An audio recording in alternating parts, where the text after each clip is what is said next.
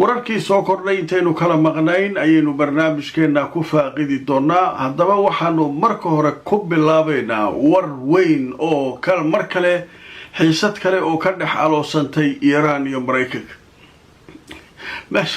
meeshan Iiraan iyo Mareykan mar waa ka ceeb mar xoogaa way degtay, mar waa ka ceeb mar waa la iswaanjabaa, mar waxbaa la isku dhufanaa. sheekadoodu marka adduunkii oo dhan ku wareer waa la wareeray. وهي maxaa soo kordhay hadda adduunyadu ay ku wareersantay. Iiraan shuruudaha wada hadalka waxa ugu horeeya qodobka labaad oo ah amwaal mujammada lirada lacagtooda laga xanibay ee Mareykanku haysto in loo soo fasaxo lacagood. lacagii Mareykanku ka hayay ee billions dollar ka ahaa in loo soo fasaxo oo lacagtooda iyaga qaataan.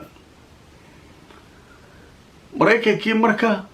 sheeko kaluuba hadda keen marka waxay leeyihiin lacagteena inuu si farsamaysan ku dhaco rabaa mana ka yeelin. lacagta Iiraan iska leedahay inuu sharciyad u samaysto u dhaco rabaa ma yeelin. marka muxuu rabaa inuu sameeyo ninka wasiirka lacagta ah Mareykanka ayaa wuxuu keenay hindise qorsho keenay uu leeyahay lacagtan Iiraan ka maqan ay raadinayso oo aan hayno lacagtan kulaha dawladaha khaliijka siinayna khasaarihii Iiraan gantaalaheeda iyo droneskeeda ay dalalka u geysteen ayay noo soo qorayaan, way noo soo gudbinayaan, mid dawlad kasta way soo gudbinaysaa, magdhow waa ku siinayna. u fiirsadaya magdhow waxaan u siinaynaa saaxiibadeen khaliijka. Iiraan waxay leedahay warkaasu meeluu yaalaa. warkaas waa war la soo wado waa hantideena in la dhaco. ninkan wasiirka ah sheekuu soo wadaa annakaana la kasbaynaya oo la rabaa in la arko waxaan nahay wallay ka teedheen lacagteena hadduu isticmaalo waa la isku baabaa meesha. dawladii khaliijkana inuu ku sirsirto rabaa uu leeyahay ani saaxiib weyna agtiina ka ah. wixii Iiraan ay idinku dhufatay maadaama aniga aan idin ballan qaaday inaan idin difaacayo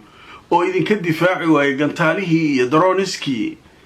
marka meelihii wixii dhibaato idin geystay soo qora liisu soo gudbiya. nimankii mashquul had maxaa lagu dhuftay warshad hebel maxaa ku dhacay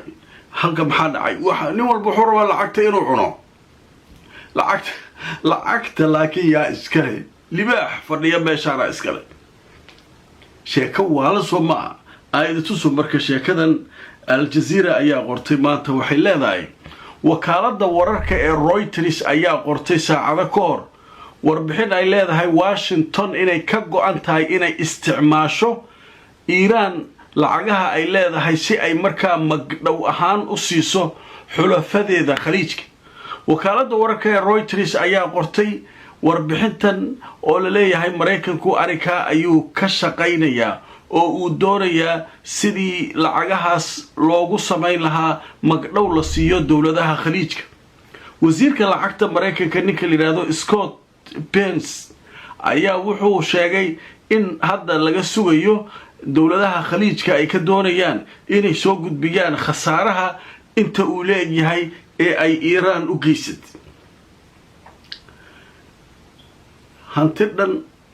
oo dawladu leedahay oo la xanibay cunaqabatayna la saaray darteed loo haystay. hadda waxaa leeyahay ma la idin kala tashanaayo lacagtan dadkii aan dhibaatayseenaa siinaynaa. iyaga jugtii gaartay may waxaa ka sii daran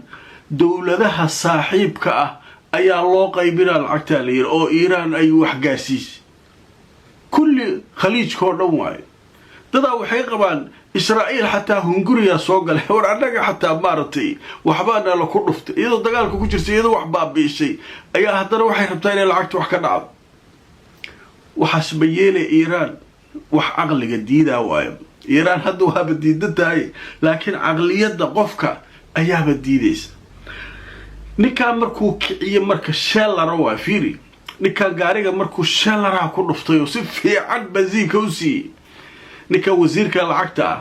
Trump wuxuu isku dayayaa inuu bahasha qaboojiyo dajiyo haddaba markaan idin tuso wararkii ugu dambeeyay Trump wuxuu sheegay heshiis Iran lala galayo inuu aad u dhow yahay marka in laga heshiiyo lacagaha la xanibay ee Iranna in heshiiska ay ku jirto oo ay soo dhowdahay adi marka meel u raac wasiirka saasuu leeyahay madaxweynuhu wuxuu leeyahay lacagtan waa laga heshiinaa heshiiska ku jirta heshiiskuna waa dhow yahay macnaha Iran lacagteeda waa loo fasaxa amal waa soo dhaleey marka dhiban ayaga dhan wada wareersan waay meel ay u socdaan iyo meel kale laga yaqaan haddana taagtiga la ciyaaraa fiiri taabtikada oo nimanka wax falanqeynaya ay ku tusayaan waxay leeyihiin adduunka wax walba hadalaa lagu kiciyaa waana lagu dejiyaa ninka